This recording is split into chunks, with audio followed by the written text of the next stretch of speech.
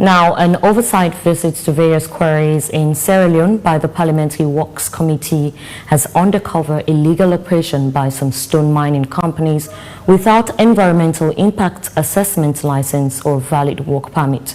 Now, the on-site examination also revealed an ongoing land dispute between two mining companies. According to the committee's chairman, this discovery has left him with mixed feelings, but he assures that due processes will be followed. Samuel Tonisoya was with the team and now reports. You know the laws in India. It's the same laws. Can you start work like this in India without no license? So which legal document are you relying on? Who gave you the permission to work here? You got license? Even license. The Ministry of Works? EPA. What the Ministry of Works? Well, we don't write. We don't apply. How do they apply before they begin work? Why will I test? When I get right for tests before.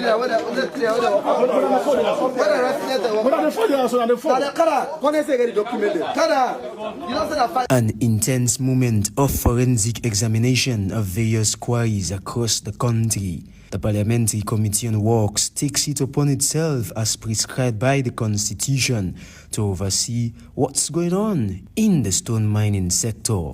A total number of 10 quarries was visited, and some issues of carrying out operations without work permit and environmental impact assessment license were discovered. Mixed feelings on the quarries. First of all, the establishment of the quarries are very good. We now have more quarries that provide granite and other aggregates for the people of Sierra Leone. But one thing that baffles me and that I am surprised with is some of these quarries do not have EIA.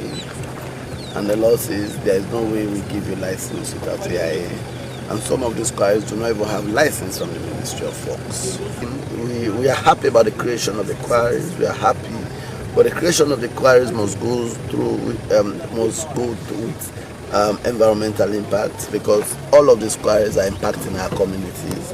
They should do full public disclosure so as not to harm the communities where these quarries are operating. The fact that we are happy, we are also very unhappy that the fact that these quarries have not gone through the process, and we want them to go through the process. So what we have done so far is to have instructed the Ministry of Works and EPA to put a hold on some of these quarries which do not have EPA and do not have the works permit. Chairman of the committee, Honorable Bashiru Siliki, explains measures put in place to ensure adherence to decisions.